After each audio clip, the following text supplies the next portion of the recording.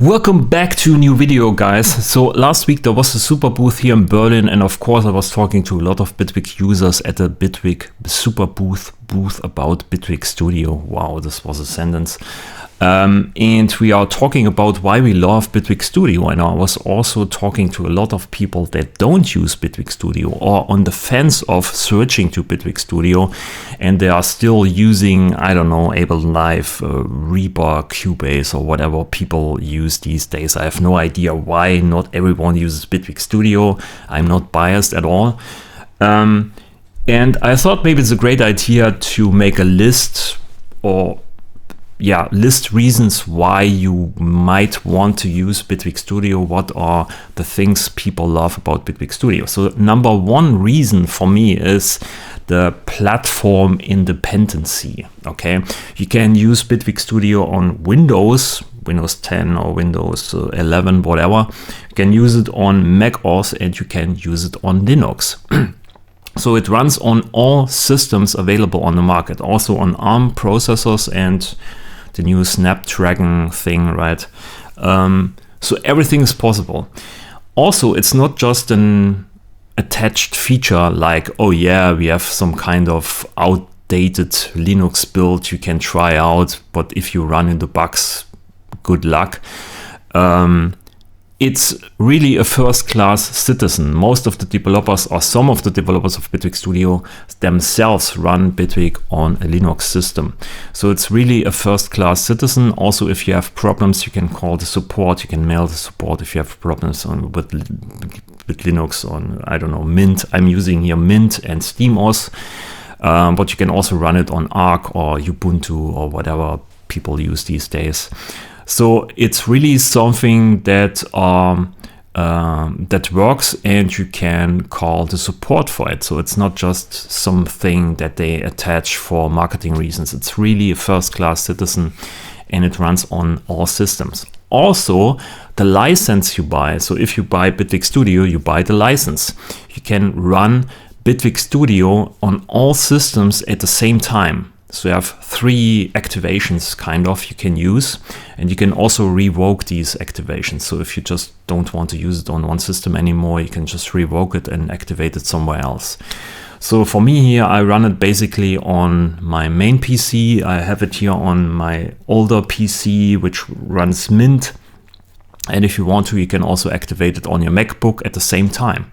And you also don't need to close the application, like, you know, you have it running on Windows, and then you want to run it on a different system at the same time, and you have to close one application because you only allowed to have one, running system. That's also not the case. You can run it at the same time on different platforms, and it just works. In my opinion, pretty dope. I also made some kind of video, a short for Bitwig, where I show how to run it on a SteamOS. On a Steam Deck, and it works. It just works great. So platform independency is a big point in my opinion. The second big feature is, in my opinion, the crashing. It doesn't crash. It doesn't crash at all. I have maybe once a year, one occasion where Bitwig completely crashes to desktop with no error message at all. And when I open up Bitwig Studio again, it shows me, oh, there was a crash. Do you want to recover the old project? So I can just continue my work without any problems. This works pretty flawlessly. And if you run into a crash to desktop situation, you can always mail or call the support, and they are pretty interested in this to get this fixed as soon as possible. But it's very, very rarely that I have a complete crash to desktop. It almost never happens to me. And the reason for this is the sandboxing of Bitwig Studio. So most of the times when your DAW is crashing, it's because of a plugin. And in Bitwig Studio, we have so-called sandboxing, so you can make that all these plugins run in different or separate processes, which is pretty interesting. I can show you this here on the desktop. So this is Bitwig here. You can go to settings, And there is here, let me see, plugins. So settings, plugins, and you can see here is the plugin hosting mode. And you can choose between with Bitwig, which means all the plugins you run are run in the same process as Bitwig Studio. So when a plugin crashes, the whole process is crashing. So Bitwig crashes with the plugin, more or less. This is kind of the case, I think, in most DAWs. And it's very frustrating. I had this back in my Cubase days a lot. You know, some random obscure plugin you really want to use and it just crashes and then your whole project is gone. Here you can just choose a different hosting mode. So you can choose your different amounts, right? So with Bitwig is in the same process as Bitwig. Together basically means you have two processes. One is Bitwig, the DAW, and one is all the plugins. So two processes. Then we have by vendor, which means all the plugins by one company are in one process.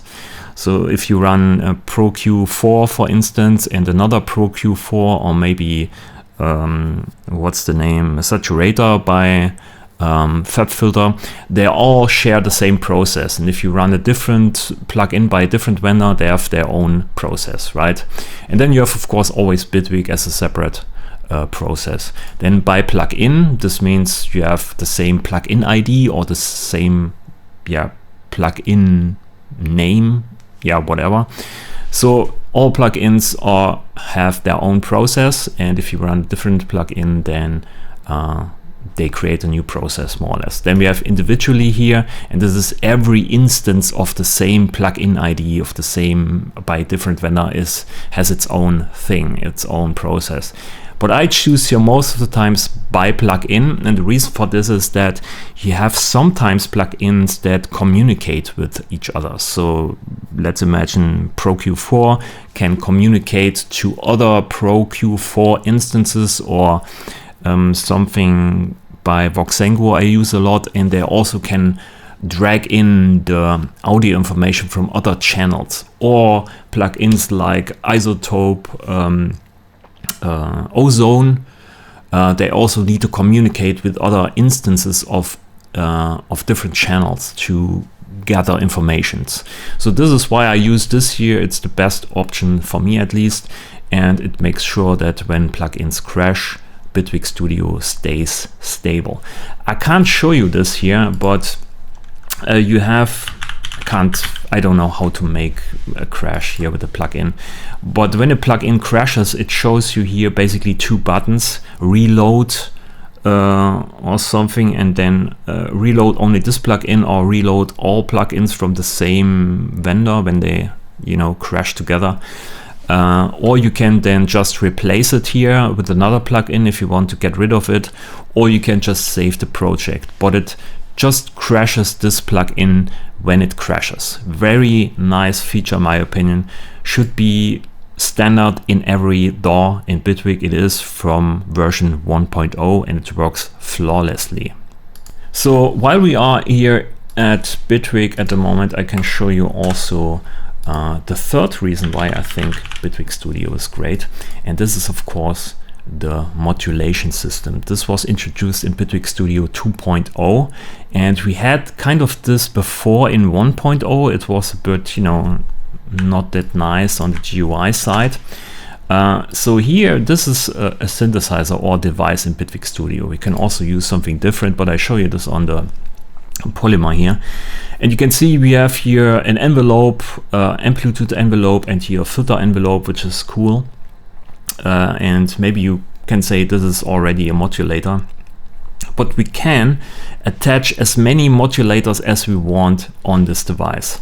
So usually with VST devices or with VST instruments, let's say you want to open up here Serum 2.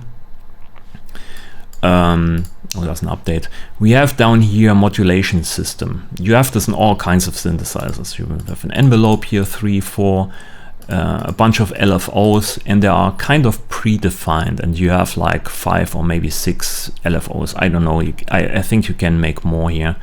But you're kind of limited in a way, and they are predefined, and they have certain functions, and they you know, cover up here the GUI from the beginning. Even if you don't want to use any modulations, it's still there, right? So in Bitwig, it's not like this. We have here the bare bones synthesizer controls, and you can open up here the modulation panel in front, and then you can attach modulators. And we have a lot of different ones here, starting with the classical LFO, right, as you can see, and then you can modulate anything that you can see here on the screen is highlighted in blue by different amounts. We can switch the modulators to unipolar mode, so it only modulates from 0 to 1 or from -1 to +1. We can change the amount and the phase and so on. So very straightforward. You can also attach multiple of the same modulators, and you can modulate from one modulator to the other. So we can modulate here the modulation speed with the second LFO, right? And this is, there's no limitation. You can just take this one and modulate this one.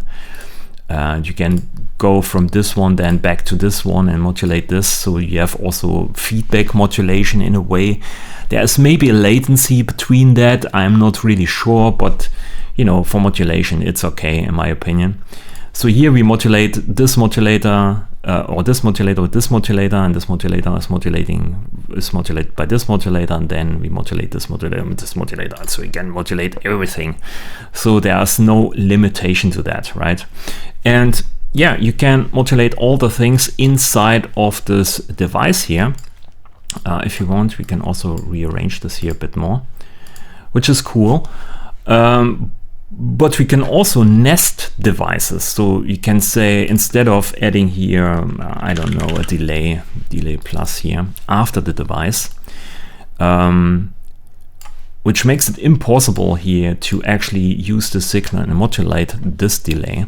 But we can just nest these devices. So we just put this delay plus into the FX box here, right? So it's now part of this Polymer synthesizer.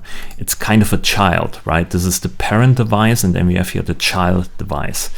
So with this, we can first and foremost save a preset for this Polymer synthesizer, and the delay plus and all the settings and all the parameters are part of this preset.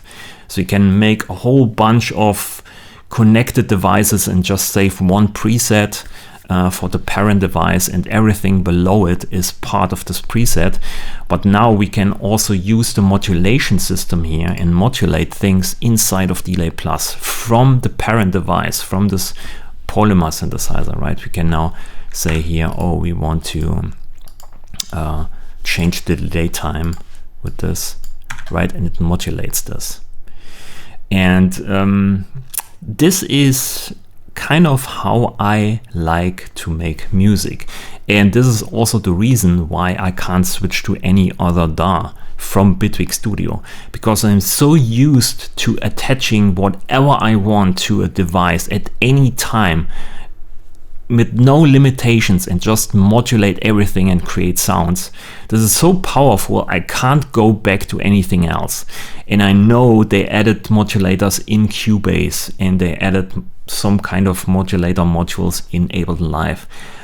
But I don't think it's that deep. It's on this level. So this is one thing of the modulation system here. So you can intermodulate, or you can modulate between different modulators. We can modulate things down the line, or child devices here. By the way, you can make more stuff. You can add more tools here, right? And then use here maybe segments or curves or wavetable, LFO, whatever you want to use.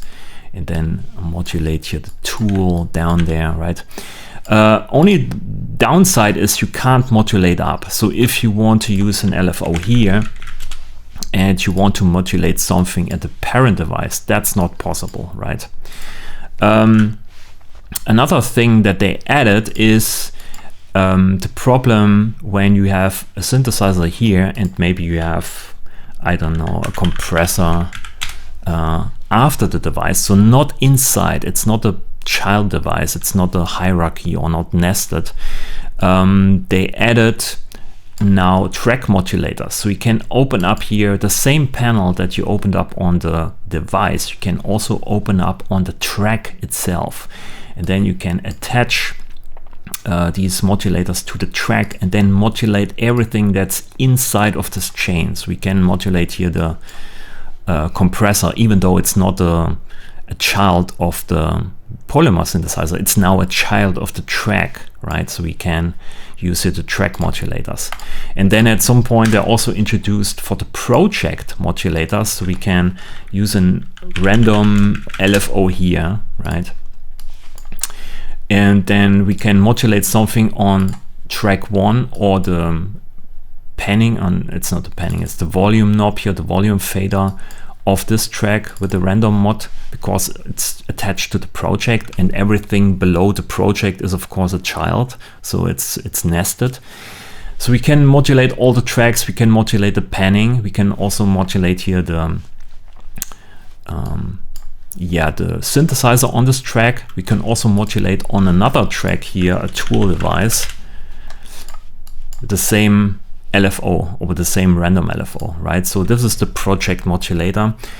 We can also make here macros and change the tool, the volume here at different tracks at the same time, right? And then you just push this up, and then you change the volume here and the volume there.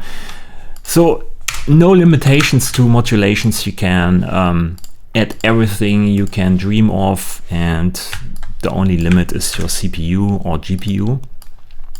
And that's probably also a feature I want to recall, that from the last update, I don't know which version exactly, but they added GPU processing in Bitwig here. So everything that you can see, every visuals in Bitwig Studio runs on the GPU. It's not CPU processed anymore, which frees up space on your CPU for audio processing, right? So this was a big step for Bitwig Studio. It took them a lot of time and a lot of debugging, but it's working now. It works flawlessly, and it makes all the animations here, all the visuals you can see look so nice. So yeah, that's the modulation system. Oh, I forgot something about the modulation system. Sorry. There's more. Let's recall up here the polymer synthesizer again. Do I have here MIDI input? Yeah, I have. So all the modulators that you can attach here are also polyphonic. So usually when you have a synthesizer here, the question is it a monophonic synthesizer or polyphonic synthesizer? And the polymer here is of course polyphonic, because it's probably also using the name polymer. But you can see this when you enable or focus here on the device itself. You can go to the inspector on the left side. You can see here we have 12 voices available. You can pull this down, and now it's a monophonic synthesizer, which means you can only play one note at a time. If you press multiple notes, the old voice is disabled and it just plays the new voice, which is great for bass lines, right? For funky bass lines. That's also why people use Moog monophonic bass synthesizers for this, because you can really nicely jam on them, and one voice or one note chokes the old voice. I have to actually use my headphones here for a moment. Let's increase the sustain. So as soon as I play a new voice, the old voice is disabled. This is a monophonic behavior. And also the LFO or the modulator is monophonic at the moment, right? We modulate here this just with one signal. But when we switch this here to, let's say, polyphonic modes, we have 12 voices available. So I can press multiple notes here. You can see one voice, second voice. So I'm pressing two notes, holding two notes on my keyboard. But they are using the same modulation here, or the same signal for the cutoff. So we have two voices with two oscillators playing, but the modulation is the same. So we can switch this here to a per voice mode, which makes it now independent. So we have one voice, second voice. And you can also see here these two voices represented as two dots dancing. 3 voices, 4 voices. And they all have kind of slightly different LFO because the retrigger here is free. You can also put this on note retrigger. So I'm pressing 3 notes at the same time, so they receive the same LFO because we are retriggering at the same time. But I also can do this. Because I'm playing one note after the other, we retrigger at a different point in time. So what I want to tell you is all the modulators are also polyphonic, and we can make a lot of tricks with this, because we can, for instance, say we use a random modulator, and we also have this one here in focus, and at the left side we can say per voice.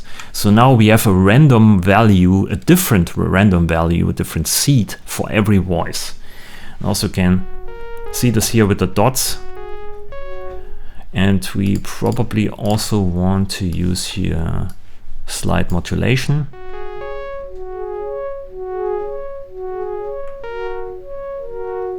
And now we can do something interesting. We can use this output here, which is just one signal, but it's a polyphonic signal, and modulate here the LFO speed with the random output here. And this is also per voice. So when I play multiple voices, we change the LFO speed here to different values on different notes, on different voices.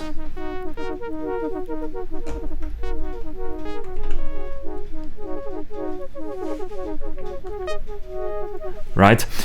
So it's also polyphonic, which makes it super interesting for sound design, because you can make the sound come to life very easily, and yeah, you get a slightly different sound on each note you are playing, which makes it very organic in my opinion. So this works of course with all things inside of the synthesizer here. So you can do panning, right? So you have one voice on the left side, one voice on the right side, with the volume knob, with the attack and decay settings for the filter, and the amplitude here for the wavetable position, for the detuning. So it works for everything. Everything is polyphonic and can be changed for every voice differently, okay? It sounds very complicated, but once you do it, you never want to go back. It's just this simple. There's another mode in most. By the way, this is not only on this synthesizer; it works on all Bitwig devices. It's not just Polymer. You can use also the sampler for this, or anything else, Phase 4 or the grid or the FX grid. It also works on FX devices, by the way. Yeah, this works on Polymer. So what I want to say, I have to. So there's a different mode here. So this is running at the moment in just without voice stacking. So this is also kind of voice handling. So voices here is the polyphonic mode, which means we can play multiple notes at the same time, which activates multiple voices. But we can also just press one note, just plays one voice here, and then use voice stacking. So we can say, oh, let's play this one voice 2 times. So this is basically now 2 voices here. Oh, there's thunder outside. Oh, nice. So 2 voices now with voice stacking, or 3 voices. And it just duplicates your current patch to multiple instances virtually. So we play this sound here 3 times at the same time, which is not very useful. Maybe you want to make the sound louder. You can just stack multiples of the same sound on top of each other. But we can also use now a stack modulator. This one here, stack spread. And we can say we want to have here the stack spread output a value between -1 and +1, okay? So now when I modulate here, let's say the pen knob by +1 or 100% to the right, this means I have 3 voices playing when I hit just one note. And voice 1 gets a value of -1, so the panning is on the left. voice 2 gets a value of 0, which means it's in the center, and voice 3 gets the value of +1, which means it's on the right side. So we have 3 voices playing, left, center, and on the right. And it sounds a bit stereo already, because we have here a random retrigger of the oscillator phase. But when we just hit this one here, it sounds very centric or very mono, because we play the same oscillator with the same phase start on the left and the middle on the right. So this is okay, but now we can also introduce here a random modulator, and if this is in polyphonic mode or per voice mode, we have now a random value for all the voice stacks by default. And we can say, oh, let's use a random value on the index, on the wavetable index. So now when I press here one note, the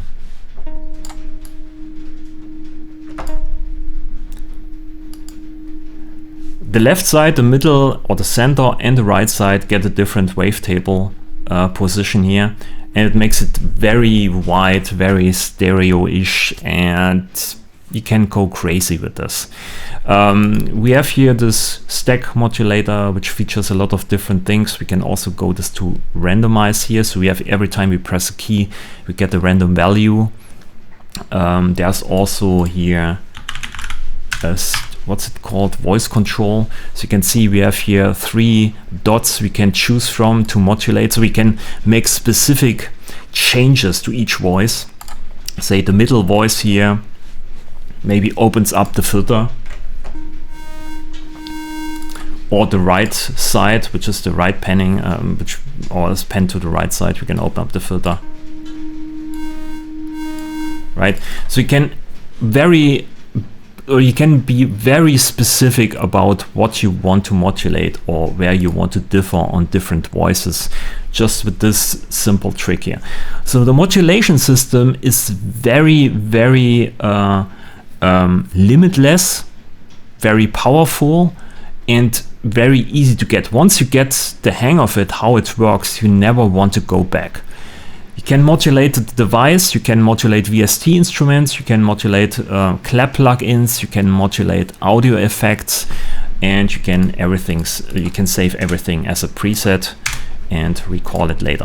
So I have no idea why people use something else than Bitwig Studio. I have no idea. Once you try it out and you know how it works, it's very powerful, and you can create so many nice sounds with it. So this is a synthesizer here. So this is usually how polyphonic synthesizer work, but we also have this on FX devices, and only at the moment for FX devices that are based on the FX grid. So the FX grid here looks like this, right? And you can add here, let's say, a filter. Let's make it very simple, low pass filter. Open up this filter here.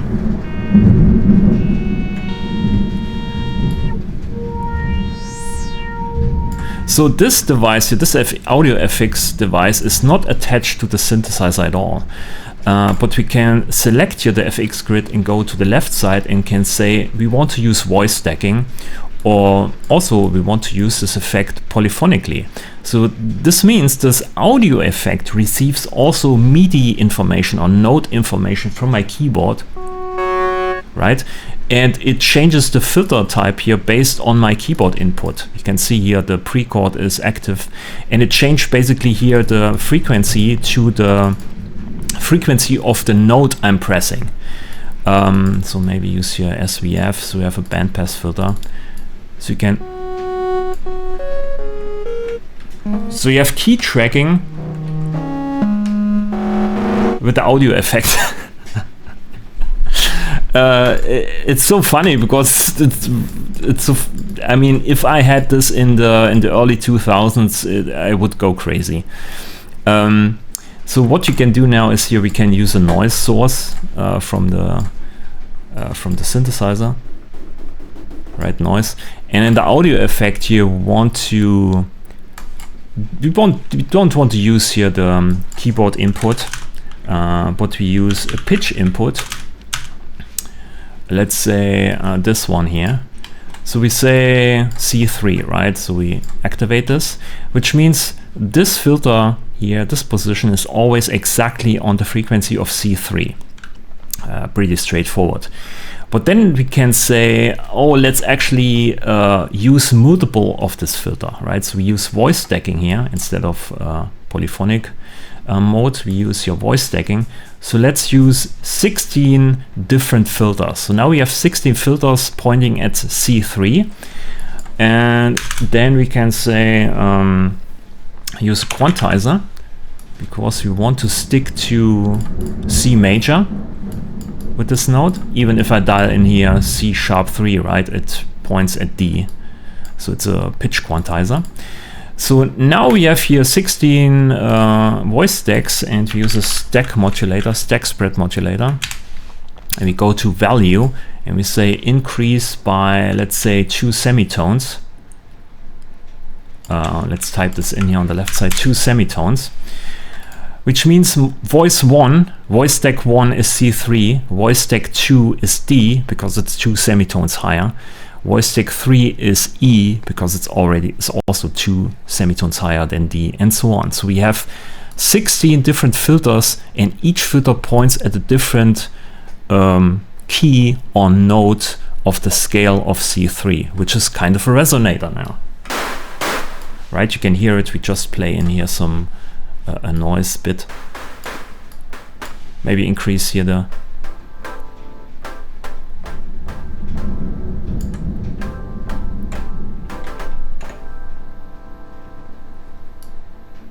right.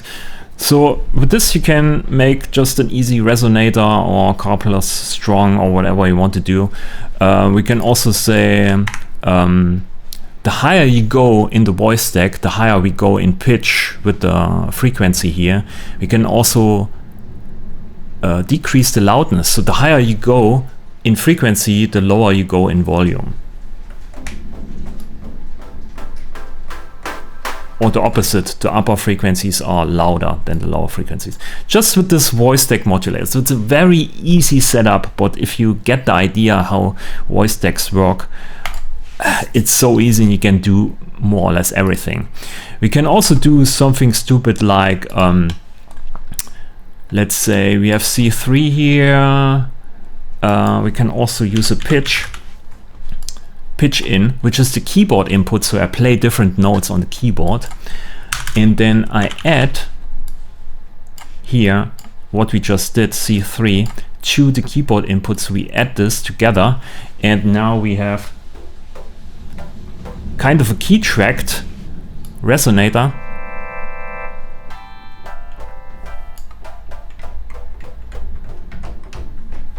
But all the notes you play, all the overtones are in the key of C major. Okay, very easy to set up, very easy to get, and it's very powerful. And yeah, if you put this here into the FX box, you can also say I want to add a random modulator here at the beginning of the polymer, and then I modulate something inside of the grid here for whatever reason. You can do it. There's no limitation.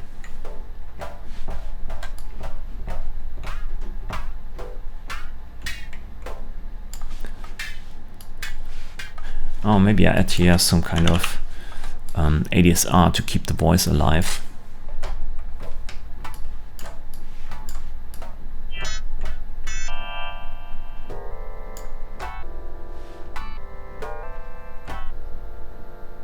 Yeah, kind of works, and you can do it in Bitwig Studio. So yeah, this is basically one big feature of Bitwig Studio. You can be modular at every occasion, in every situation.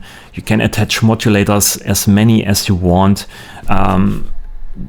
Only the CPU is basically the limit. So this is why I love Bitwig Studio, and I probably can never ever use anything else that works differently. So once you do it, you never go back. You can't go back. It's impossible. So the last thing was probably also the fourth big feature of Bitwig Studio for me, and this is the grid. I showed you this You can make anything happen on the fly. It's not complicated like Reactor or Max DSP, where it's more like coding in a way, but this is more like hands-on. It's a powerful modular, semi-modular synthesizer, but you can also build instruments with it if you want to. It's very easy to get. It's very pleasing to the eyes. All it misses is maybe an interface designer, but maybe we get this at some point. But the grid is also a big feature, and maybe you're not into modular synthesis, or maybe you're not into Eurorack or dragging cables around because you think it's distracting you from making music. In my opinion, sometimes just having a track and you want to add something to it, right? And you have exactly in mind what you want to add. Just call up the grid, put a few modules together, and you have it if you know what you're doing. So it's not like it's a big distraction where you always open up the grid and I'm lost basically for hours because I don't know what to do, or I'm doing too much, I have too many options. But if you already know what you want to do, you can quickly make this reality inside of the grid, okay? So here's also a generative patch I usually make sometimes. That's something that you don't need to activate. There is basically no node information here. There's no track, there's no node clip or anything. It's just a grid in kind of a monophonic mode here, which means one voice is always active. So you have to put this into a monophonic in this monophonic mode here, and then you can create here inside of the grid something that runs for itself, a generative patch. It generates nodes, it randomizes here the wavetable positions, it randomizes the notes or the melodies. So it's also possible to do inside of the grid, and I have already made a lot of videos about this and how to do it and how to approach it. And yeah, it's sometimes fun just to create these kind of things here, and you can just sample it or use it for starting a track, or maybe add something to it, play along with the keyboard, with the piano, play guitar to it, I don't know, right? So it opens up new possibilities, and it's sometimes very fun. So this is basically my video, I think, for why you should maybe try out Bitwig Studio. Platform independency, sandboxing, it's basically never crashing, and when it crashes, you can easily recover your project. Then we have the powerful modulation system that's unlimited, only limited by your CPU. You can attach it to everything, VSTs, devices, tracks, projects. Then we have the grid, which is polyphonic, also uses voice stacking like every other device in Bitwig Studio, and you can be creative with this. And I left out even more things, right? There's here this powerful scripting system, actually more made for controllers. So every controller you can buy on the market, there's probably a script or multiple scripts for Bitwig Studio. You can also use the scripting system like I did here for creating notes. Let's say we have here a note clip, right? We can generate here melodies in C major inside of the launcher, and we can generate here some random notes pretty easily. So this is the scripting system. It works with JavaScript and also with Java itself. I think they want to phase out JavaScript at some point. I hope not, because it's very easy and straightforward. But yeah, this is also the scripting system for controller scripts. A lot of features actually that you won't want to miss. Okay, so this is my video for praising Bitwig Studio. Thanks for watching. Leave me a like, of course, maybe a comment why you love Bitwig Studio, what you love about Bitwig Studio. If you think about switching to Bitwig Studio and maybe you don't like me, I don't know, just write it in the comments. I have no idea, okay? Thanks for watching. Leave a like, leave a subscription, and I see you in the next video. Bye.